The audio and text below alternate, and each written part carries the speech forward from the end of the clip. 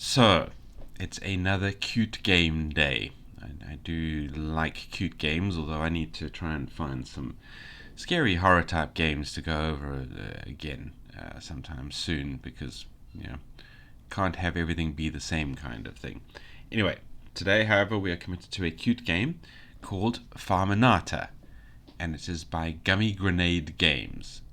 And this is a very interesting idea. Unfortunately, there may be sort of words I don't know how to pronounce properly here because I don't know much about sort of Spanish and or Portuguese type of pronunciations. Anything from the part of the world that speaks those languages, I have no idea. Sorry, not cultures that I am familiar with. But setting that aside, this is still an adorable game. We have what I believe is called a pinata. In this case, it's called a farminada.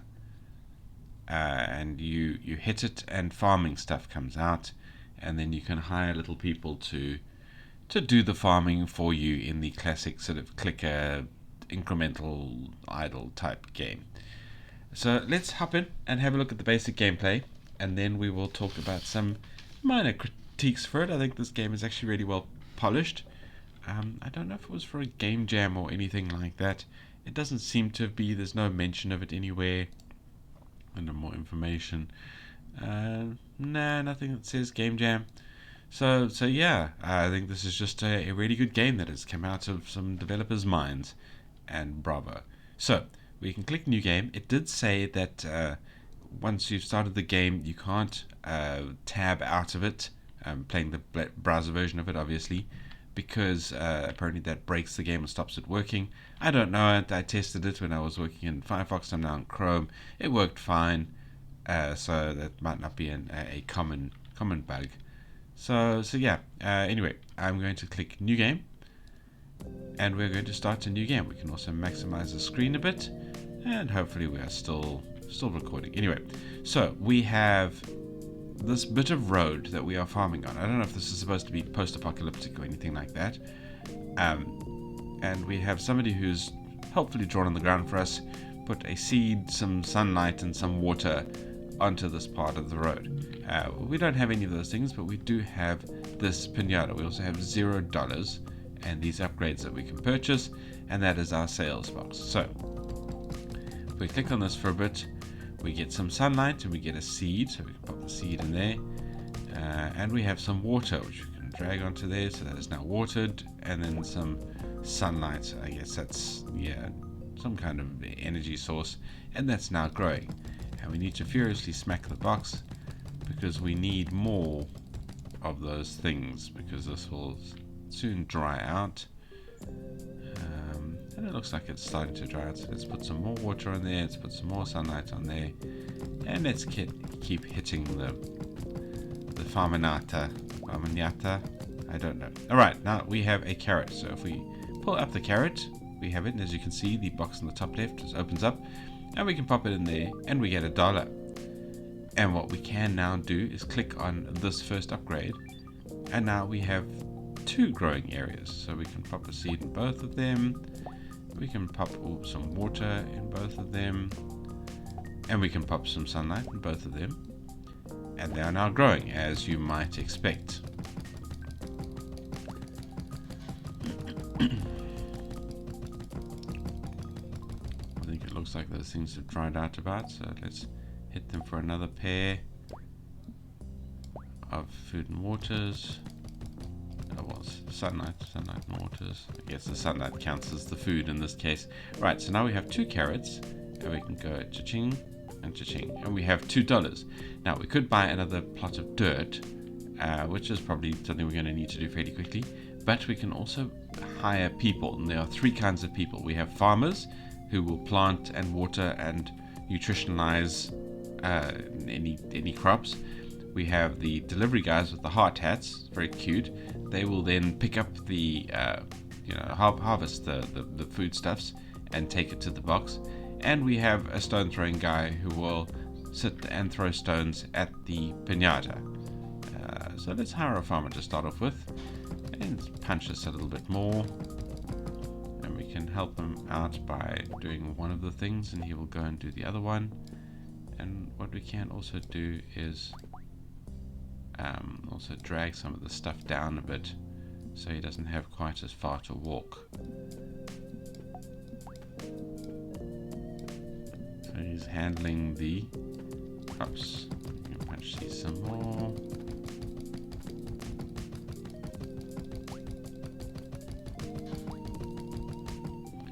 Alright, now he doesn't know what to do because we've got things there. I don't know where this carrot came from. I think sometimes you just get a bonus carrot out of the piñata. What we can do is hire a guy to throw rocks at it, I think. That might be a good idea. Help us out a little bit. And we can keep punching at this for now.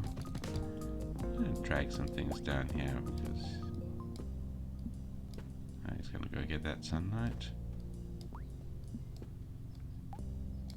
Let's hire a delivery guy. So now, in theory, this is self-managing. We have enough people. It's going to do it very, very slowly, but we have enough people to do the work by themselves.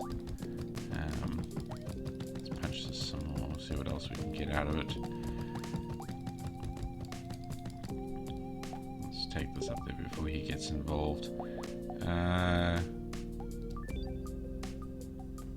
Now, that's interesting because the piñata said buy some soil. And as we get more plots of land, we also get more foliage growing. That's what that bush is there for. So that we will eventually turn this bit of tar and concrete into an actual bit of farmland.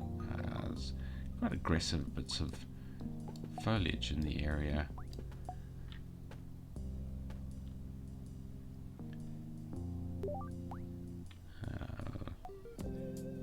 That already really weak concrete and tar that this stuff is able to grow so quickly and easily in it. I mean, we haven't been here very long. I suppose this is an accelerated cycle. It's just how fast these carrots are growing.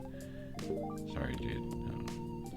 Ooh, bit of a bug there when I dragged it as he grabbed it, and we got 2 carrots out of that. I'm sure that's not quite right.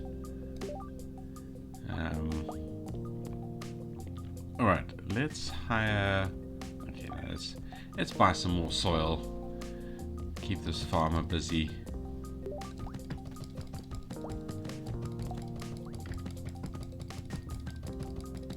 And then I think we're going to get another farmer once we have a moment.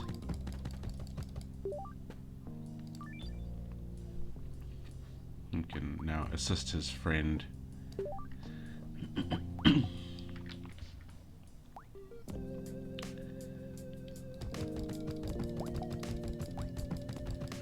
And thus is the game. So, I think I'm going to stop on the gameplay there. I think you can see where this is going. We will slowly replace this area with bits of soil. This foliage will grow and slowly replace the concrete and tar with bits of foliage, and eventually we'll have a large flowered field. You can see there's a flower over there. It's doing the job here, I guess, and feeding lots and lots of people, which is the dream. And we can hire people. Oh, one element I haven't shown, of course, is that you can purchase hats for $10 each. You buy a hat will appear in the field. One of the people will pick it up, and it will speed them up. They will then do their job faster. So that's like speed upgrades and things like that. But only for one person. So you buy a hat, this guy picks it up, he'll be faster, but this guy will still be the same speed. So it doesn't upgrade everyone. You buy it for individuals. I'm not sure what the logic is in terms of who gets the hat. It's an interesting question. But yeah, that's the nature of it. Let's grow another field.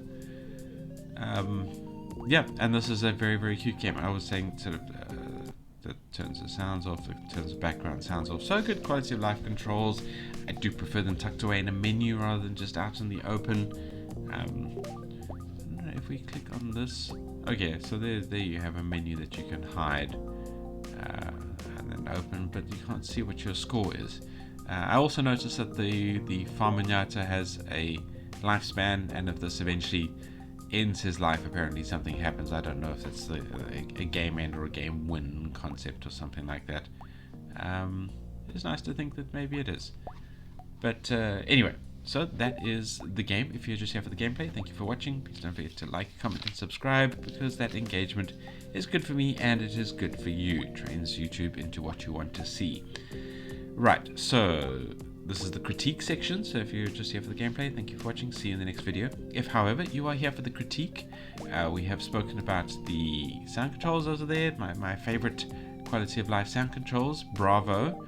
There could be a few more details added there. I don't know, nothing necessary, I suppose, but that might be helpful.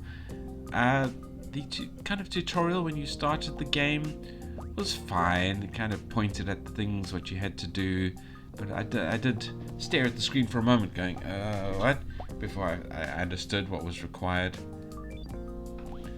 I bought some onions because now we have 2 different crops that can come out. I thought, let's see how that works. I think I need another stone throwing person, because I think we are running out of resources for the products here.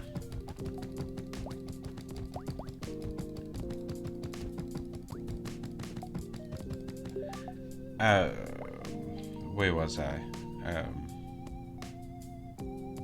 I've forgotten. Anyway, so moving on from the quality of life controls, let's talk about the sounds. The sounds are fine. The music is a bit relentless. I don't really like it that much. It would be nice if they could add some variance in there or something.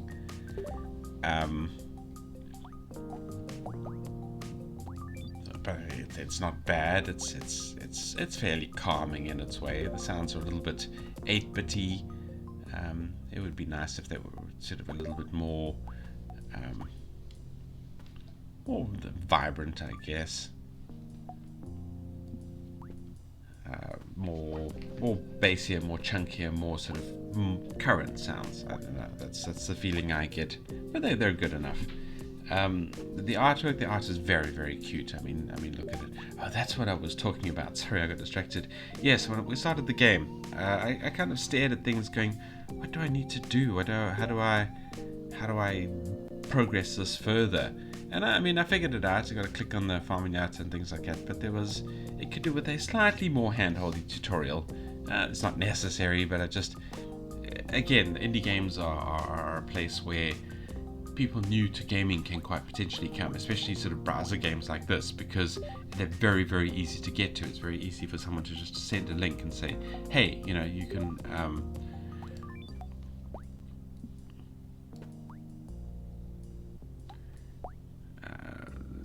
you can, here's a game to play. You've been wanting to try and play some of these games that I like, play this game. And so someone who's never played a game before might sort of suddenly get exposed to this and go, oh, I don't know, how do I play this? What do I do here? And it's amazing how much stuff that someone who regularly plays games knows about how to play the game. So newcomers don't know that, so you kind of have to hold their hands a little bit with the tutorials. Anyway, so that was my complaint about sort of the entering into the game. Not complaint, critique. My critique. I'm not complaining, but yeah. So setting that aside, we were talking about the art. The art is very cute, as you can see. I think everything's visible and readable. I like the fact that hides away and you can see what's going on there. It would be nice if the money still appeared on the screen so you could see when to click on this and open it out a bit. But I'm guessing a game like this doesn't want to be about the money. It's supposed to be talking about turning modern industrialization back into sort of a healthy farming kind of thing, I guess, which is fine, I suppose. I like games like this with the theming, but I don't like how naive and idealistic it is. This is not really. We can't have everybody in the world go back to farming, because there's probably not going to be enough room without moving people around a lot. People don't know how to farm. People don't know how to how to run that kind of industrial life, and you know, you can't grow an MRI scanner in a farm as far as I'm aware. So what do you know, what's the plan here? I don't know. This is my critique with stuff like this, is that they're not realistic in terms of the message that the game is trying to portray, as much as I would love it to be. But that's me rambling on with my old man grumpiness. Anyway, so we have gone through the feeding of the gameplay. Like I said, it was a little tricky to get into, but once I got into it, it's very, very straightforward. It's an absolutely lovely, you know, sort of idle game thing. If I had to say something, it would be to make the Farmiñata, the pinata thing, a little bit smaller. It does dominate a little bit too much of the screen, and I don't get to see the farming as much as I would like.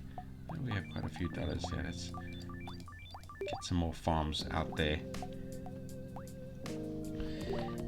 So yeah, so I would like more real estate from the screen, so this to be a bit smaller, or maybe not a dangly thing. I don't know.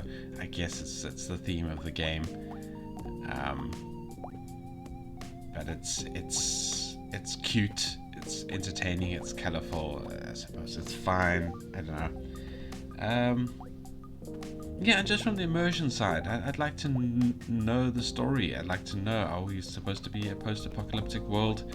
You know what? Why are we suddenly turning this bit of road into a farm? Why is it so fertile? Let's escape out here and have a look down here. I don't know. I suppose it's just the game maker's, I suppose, expression of how they would prefer the world to be green and farming and lush and verdant, and not you know, the sort of the concrete hellscape that a lot of towns and cities are these days. But yeah, I mean, that's fine, but it would be nice if there was a bit of a story behind it.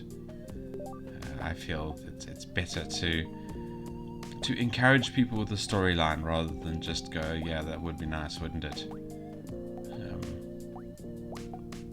But that aside, my critiques aside and my cynicism and grumpiness aside, I think this is a very, very cute game. It is very comfortable and fun to play. The link will be in the description. Come and play it. Come and give the devs some love. Come and look at the other stuff that they've done. And that's all for me. And I'll see you in the next video. Thank you for watching, and goodbye.